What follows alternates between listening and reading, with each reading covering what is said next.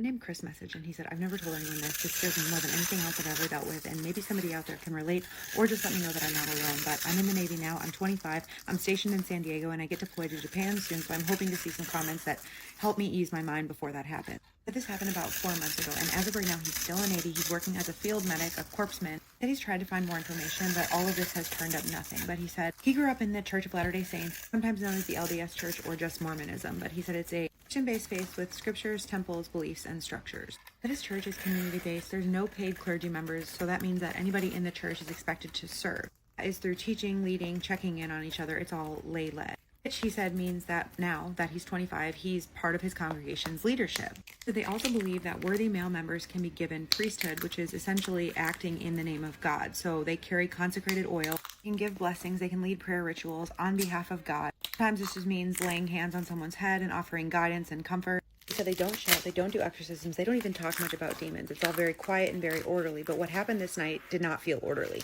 When you're single between the ages of 18 and 35, you're assigned to a YSA ward, which is a young single adult ward. It's just basically a congregation of all the young single people from that religion in that area. And so he said it's basically part religion, part social network, part weird summer camp energy, but he was assigned the La Jolla ward. He said in that ward is basically just a bunch of coastal towns and colleges. Right now, he's assigned the role of first counselor, which means he's responsible for leading this men's part of the ward. He's responsible from checking in on people, helping people move, or just sitting with people who are struggling spiritually. That is how he meets this guy, Eli. And Eli is mid-20s, just moved to the area from Arizona, and he works nights somewhere. He thinks janitorial, but they never really got that deep into it. He's on Chris's ministering list, which meant that because Eli never really came to church, he was just supposed to be his spiritual buddy of sorts. He wasn't supposed to be preachy or anything like that, just to be there for him in case Eli needed anything. He said he texted Eli a couple times and they never really talked much, but one night out of nowhere, Eli texts him and he says, hey, do you still have that consecrated oil? He says, yeah, I have it. What's going on? And Eli says, I need help.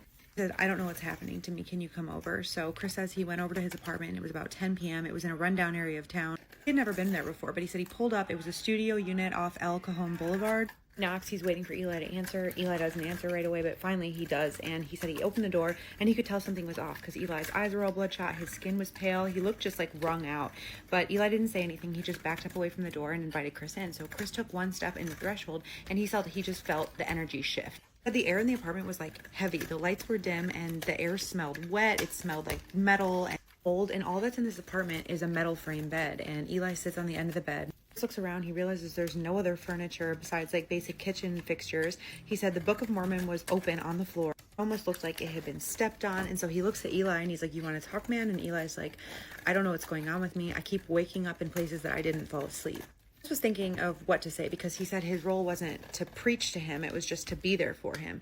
So he lets Eli keep going and Eli's like, and then I keep whispering to myself, but it's in languages I don't understand.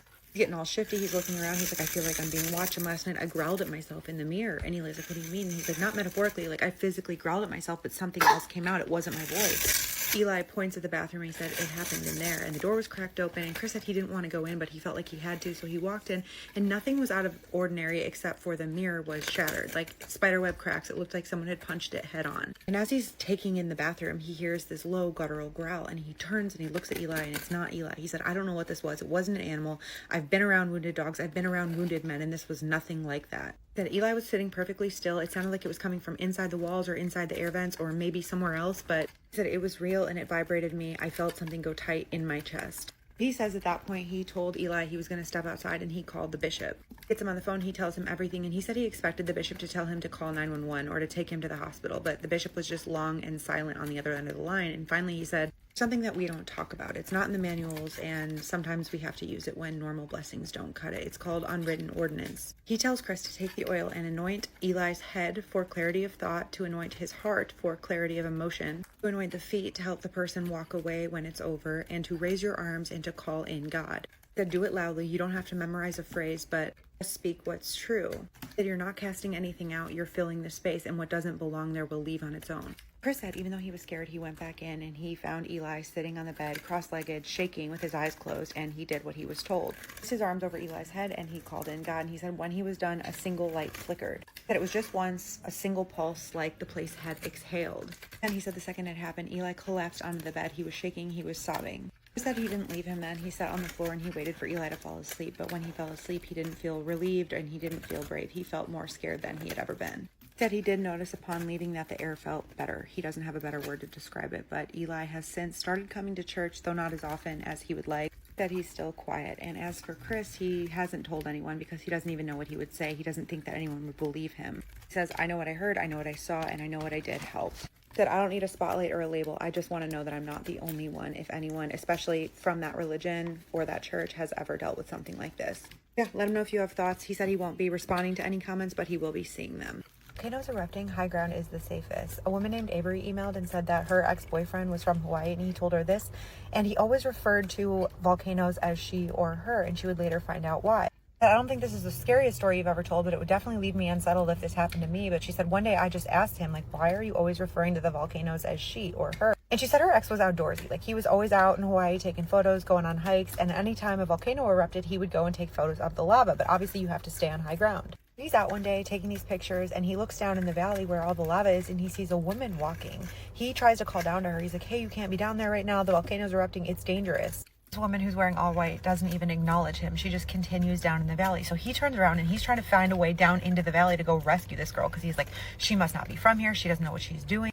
He makes his way into the valley a little bit and he's looking for her, but he doesn't see her. And that's when a car pulls up and it's full of park rangers. Get out and they immediately start yelling at him and they're like, what are you doing? Like, you should get out of here right now. Like, get in the truck. And he's like, I'm looking for this woman. And they just kind of roll their eyes and they're like, let me guess, she was wearing all white. He's like, yes, how did you know that? And they just kind of like roll their eyes again at him and they're like, get in, we're taking you back. So they take him back up and he's asking around and the people in the town tell him that that's the spirit of the volcano and she only shows up in her human form when she's angry. I don't know, maybe anybody from Hawaii weigh in because I'm intrigued now. But Avery said that she's not with him anymore, but they still stay in touch. He still takes photos of the volcanoes, of the lava, but he's encountered this woman in white again, but she's never acknowledged him. Some more stories coming tonight from other parts of the world, but I have to get my son down to bed and then I will be recording those. Sunday, I got a new merch order in, but let me show you what just came, okay? There's a misprint on one of them. This one says, social media is so funny. It's always buy this, buy that, and never they're actually keeping mermaids at Area 51. This one's cool. Next. I would be famous, but the algorithmic overlords keep me shadow banned because that's what y'all say. But this one, okay, let me know when you spot it. I was really proud of this one. I made this because of the lettuce video. Do you see it? Why are billionaires building? I guess my question is now, what do I do with them? Because the print company is sending new shirts, but I feel bad about putting things in landfills. I don't want to just throw them away.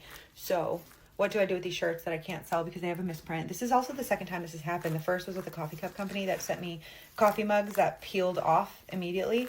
So they sent me a bunch of new coffee cups and they were like, oh, just keep the old ones because we can't use them for anything. So now I have 6 boxes of old coffee cups that I can't sell in my basement that I also feel bad about throwing away. So Creative Solutions, welcome. Also, the other 2 shirts that are not misprinted are for